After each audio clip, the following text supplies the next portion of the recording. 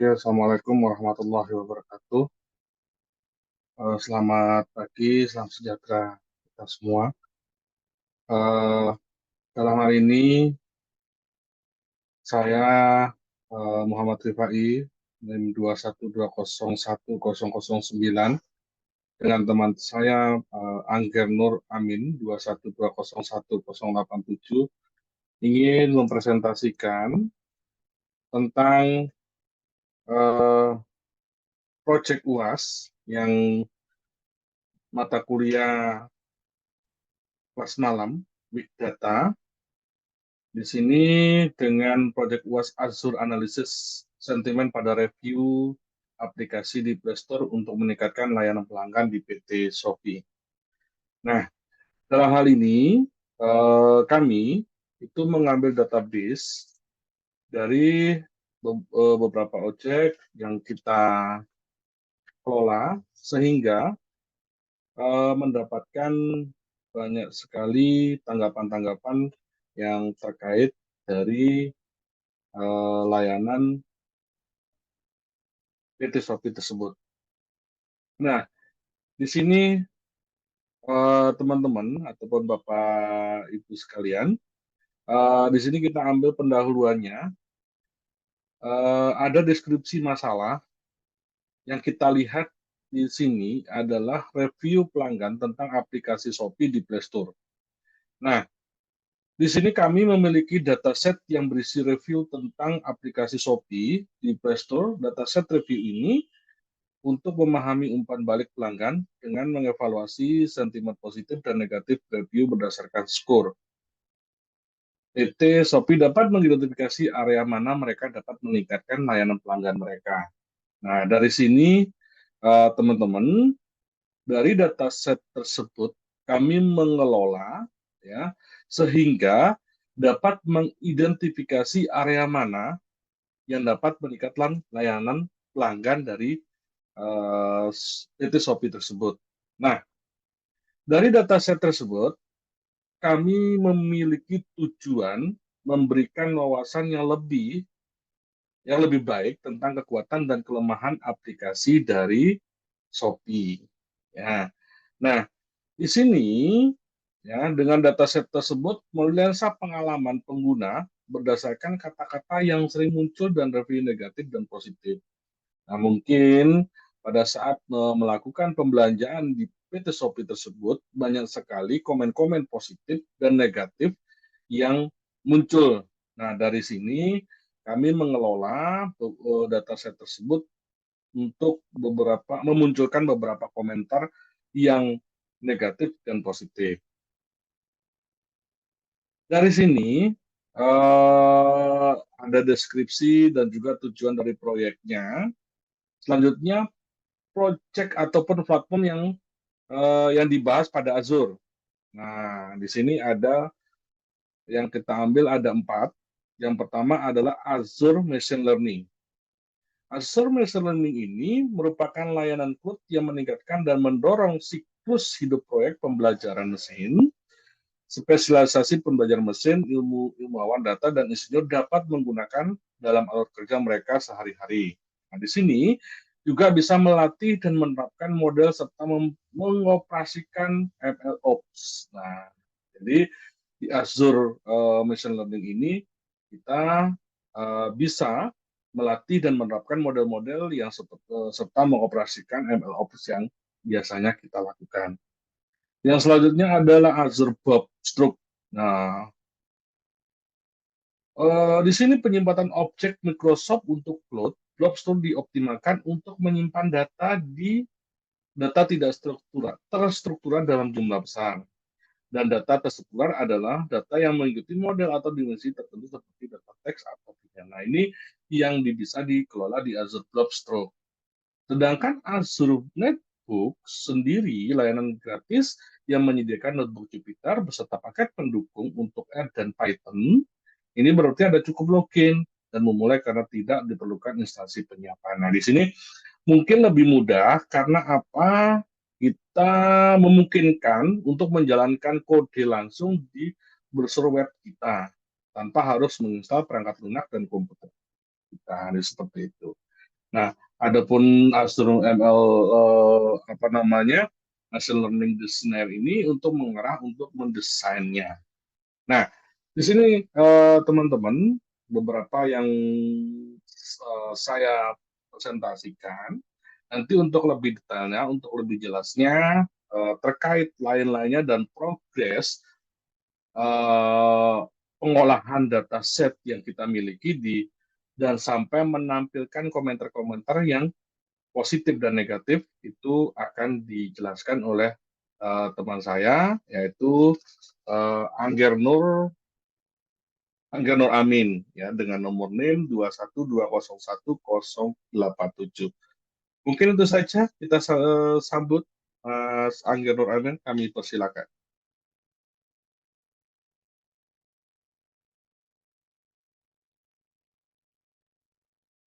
Oh, baik, terima kasih. Sebelum saya mengolah data di Azure, saya melakukan scraping review dari aplikasi Shopee yang terdaftar di Google Play Store. Karena data ini yang saya gunakan untuk dataset atau data mentah yang akan saya analisis di platform Azure. Nah, di sini saya menginstal library Google Play Scraper, di mana ini gunanya yaitu untuk mengekstraksi semua ulasan atau informasi yang terdapat di apps yang terdaftar di Google Play Store. Di sini saya mengambil short review dari scraper juga dari payment untuk JSON Lexer ini digunakan untuk mengubah hasilnya untuk format JSON. Nah, ini yang terpenting. Di sini app package-nya saya isi dengan slide nama aplikasinya dan ID-nya. Di mana ini nama dan slide-nya ini sesuai dengan URL Google Play Store yang terdaftar. Selanjutnya saya melakukan iterasi yang saya ambil yaitu komentar yang menggunakan bahasa Indonesia, pastinya yang terdaftar Shopee di Indonesia. Selanjutnya, ini yang terakhir saya simpan di drive saya dan hasilnya kurang lebih seperti ini. Di sini saya mendapatkan respons kurang lebih 1.200 data, di mana yang saya ambil yaitu konten dan skor. Namun untuk saat ini semua ulasan atau data yang dari Google Play Store termuat semuanya. Oke, langsung saja kita analisis teksnya di platform Azure.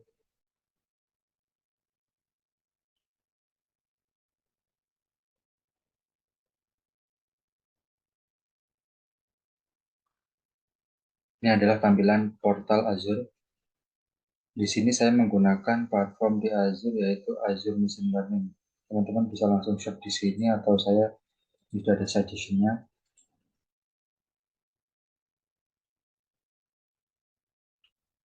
Untuk pertama kali teman-teman buat, teman-teman bisa create di sini. Untuk workspace-nya kita buat workspace baru.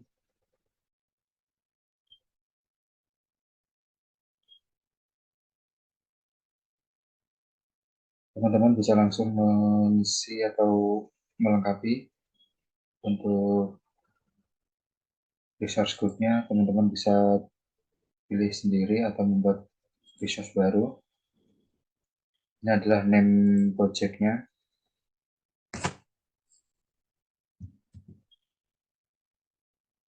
Misal kita isi,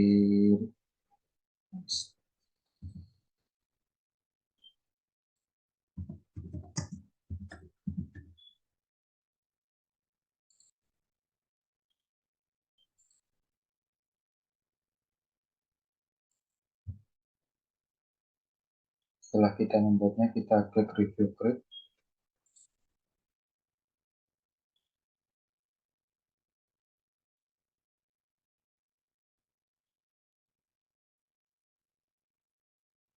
Setelah datanya kita lengkap, validation-nya berhasil, kita langsung create saja.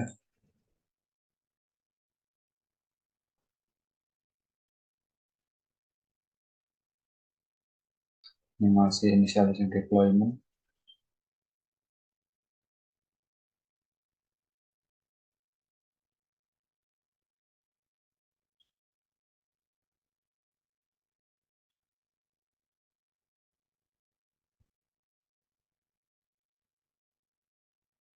Masih melakukan deployment.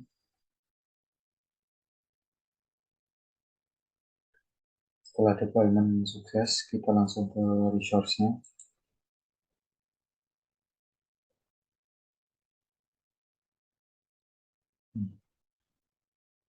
Kalau di sini sudah muncul name yang sudah kita buat tadi, berarti kita sudah berhasil membuat workspace-nya. Setelah itu kita langsung masuk ke launch studio-nya.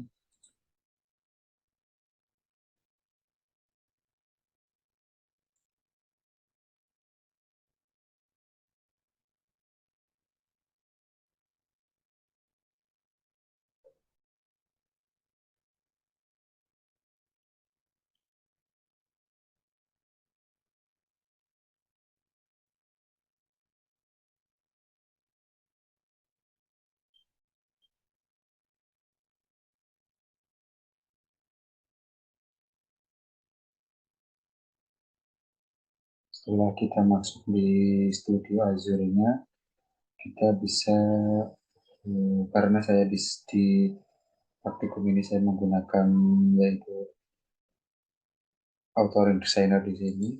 Di sini saya akan mengolah datanya terlebih dahulu. Di sini kita langsung bisa membuat pipeline baru.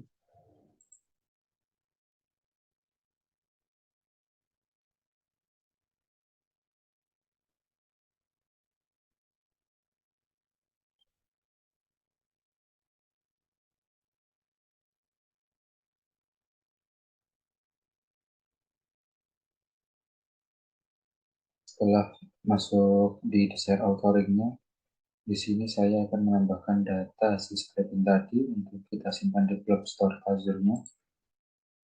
Serta di sini kita namakan namanya datasetnya adalah report. Jenis filenya tabular. Kita sudah kita next. Ini adalah tipe dataset yang kita buat. Kita mau dari local file. Kita next. Nah, di sini pastikan teman-teman memilih data store tag-nya. Di sini ada pilihan blob storage sama data net storage. Di sini saya menggunakan blob storage untuk penyimpanan datanya. Kita pilih next. Setelah itu teman-teman setelah deployment sukses, kita langsung ke resource-nya.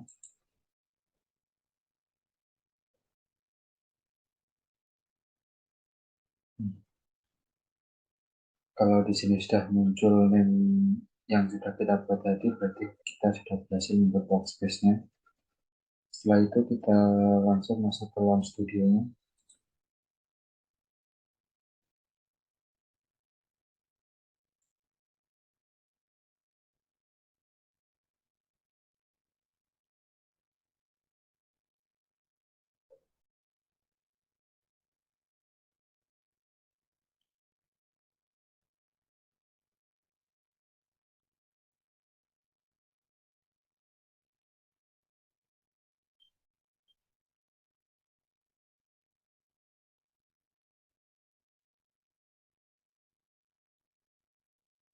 Setelah kita masuk di studio Azure-nya, kita bisa karena saya di praktikum ini saya menggunakan yaitu authoring designer di sini. Di sini saya akan mengolah datanya terlebih dahulu. Di sini kita langsung bisa membuat pipeline baru.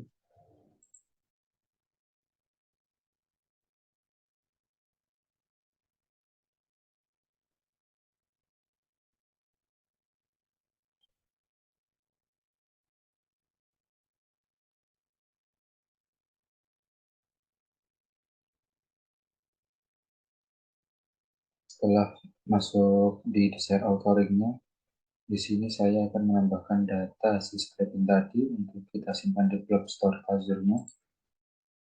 Serta di sini kita namakan namanya datasetnya adalah report. Jenis filenya tabular. Kita sudah kita next. Ini adalah tipe dataset yang kita buat. Kita mau dari local file. Kita next. Nah, di sini pastikan teman-teman memilih data store type-nya. Di sini ada pilihan blob storage sama data lake storage. Di sini saya menggunakan blob storage untuk penyimpanan datanya.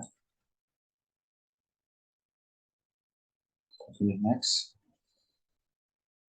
Setelah itu teman-teman, jika namanya sudah berhasil sesuai dengan nama file yang kita upload lewat sini tadi, maka ini di sini artinya kita berhasil menyimpan datanya di blob storage.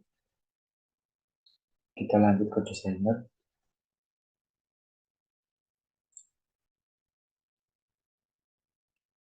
Di sini saya sudah membuat tentang saya melakukan sorting atau filter tentang data yang saya ambil dari review tadi sebelum saya analisis teksnya. Di sini saya mengambil data review Shopee dari blob storage. Selanjutnya di sini saya mengambil konten dan skornya saja. Setelah berhasil, saya melakukan cleansing data untuk semua kolom. Artinya di sini jika ada data yang memiliki root atau kolom yang nol, maka kita hapus, remove entry row. Selanjutnya saya menggunakan script Python.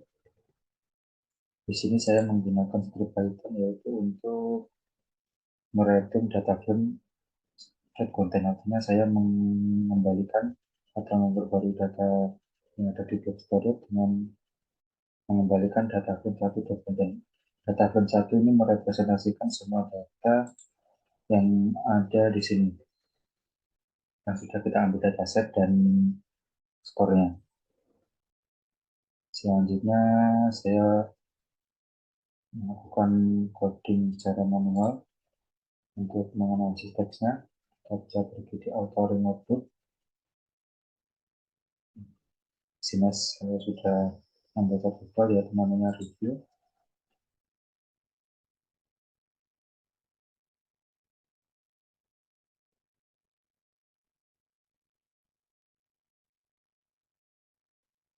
Pertama-tama untuk saya melakukan analisis teks, di sini saya mengambil datasetnya. Untuk mengambil dataset kita bisa ke data, kita klik datasetnya. Nah, di sini teman-teman bisa langsung ke consume. Di sini kita bisa melakukan copy paste kode untuk mengambil dataset yang ada di data blob storage.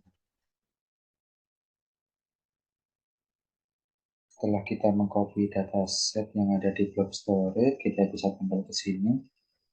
Lalu kita running terlebih dahulu. Setelah selesai, di sini saya menggunakan beberapa library untuk proses analisis teksnya. Di sini ada Matplotlib, ini di sini saya gunakan untuk perhitungan numerik. Ada scalaring fitur, ada Azure, ada Python untuk menampilkan gambar. Yang pertama kita ambil datasetnya sesuai nama workspace yang ada di web story tadi, namanya dataset. Lalu di sini saya men-split atau memisahkan karakter-karakter atau kata-kata yang ada di konten. Lalu di sini saya membuat atau menentukan kata-kata positif atau negatif yang seringkali muncul di teks konten yang ada di review per tiap aplikasinya. Di sini saya menentukan secara statis. Lalu di sini saya memasukkan thresholdnya 3. Threshold ini adalah batas ambang yang saya gunakan jika reviewnya mempunyai skor 1 sampai 3, maka saya kategorikan dengan positif negatif review. Sedangkan untuk poin 4 sampai 5 saya kategorikan menjadi positif review. Nah, di sini kita analisis sentimennya.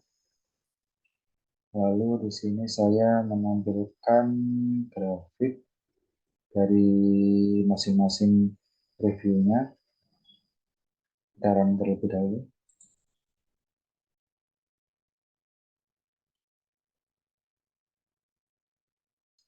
Setelah berhasil running, kita refresh foldernya.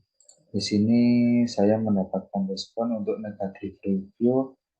Untuk kata-kata yang sering kali muncul di sini ditampilkan ada 7 kata-kata, di mana di sini merepresentasikan banyaknya orang yang mengeluh aplikasinya lemot, yaitu antara 8 sampai 10 orang, sampai yang mengeluhkan negatif reviewnya rusak, yaitu ada batas 0 sampai 2 orang. Lalu di sini saya mendapatkan respon juga untuk positif reviewnya. Untuk positif reviewnya di sini menambahkan 7 teks juga. Untuk yang mengatakan aplikasinya bagus ada batas ambang 150 sampai 1750 orang, sampai bahwa aplikasinya bagus ini 0 sampai 25 orang. Jadi hasil analisis teks yang saya peroleh dari kata-kata yang sering muncul yaitu seperti ini untuk positif reviewnya. Kita lanjut di code setelahnya. Kita run terlebih dahulu. Di sini saya mengenerate kata-kata yang sering tampil di negatif atau positif review, dan saya jadikan untuk menyusun beberapa kalimat untuk saya jadikan resume terhadap proses analisis teks yang saya buat tadi. Jadi kurang lebihnya untuk datanya seperti ini.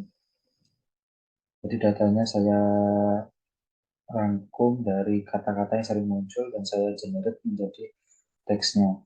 Di sini untuk positif ini menampilkan 5 kata atau 5 kalimat yang merepresentasikan, yaitu kalimatnya bahwa mengatakan bagus. Ini untuk tiap keywordnya bagus atau kurang lebih seperti ini kita ambil dari analisis teks yang sudah kita dapat. Sebaliknya dengan kata-kata negatif di sini saya ambil dari kata-kata yang sering muncul di negatif reviewnya. Jadi untuk kesimpulannya, dengan mengikuti langkah-langkah ini, data dapat menjadi solusi end-to-end untuk menganalisis sentimen pada review aplikasi Shopee di Play Store. Pastinya untuk memberikan wawasan berharga untuk meningkatkan layanan pelanggan. Jadi proses semua yang saya lakukan di Azure, pertama untuk scraping, lalu mengolah analisis tag yang dari Azure, tujuannya adalah untuk memberikan wawasan berharga atau meningkatkan layanan pelanggan berdasarkan review user yang sudah melakukan atau memakai aplikasi Shopee yang sudah terdaftar di Google Play Store. Mungkin sekian dari penjelasan dari kami. Ada kurang lebihnya, terima kasih.